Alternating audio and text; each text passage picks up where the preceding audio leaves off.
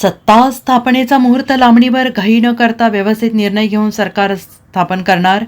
एक मुख्यमंत्री 2 उपमुख्यमंत्री पॅटर्न कायम राहणार. महाराष्ट्राच्या विधानसभा निवडणुकीत महायुतीला प्रचंड बहुमत मिळालेलं आहे आणि महायुतीने 288 पैकी 236 जागांवर विजय मिळवलेला आहे. भाजपनं 132, एकनाथ शिंदेंच्या शिवसेनेनं 57 आणि राष्ट्रवादी काँग्रेसनं 41 जागांवर विजय मिळवलेला आहे.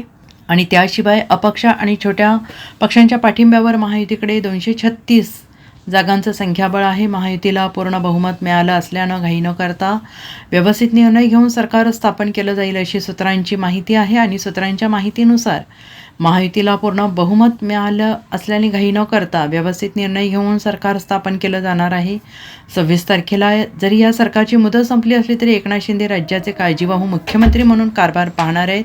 आणि तोपर्यंत राज्यात आणि केंद्रात चर्चा करून 28 ते 29 तारखेपर्यंत सत्ता स्थापन होण्याचा शक्यता आहे.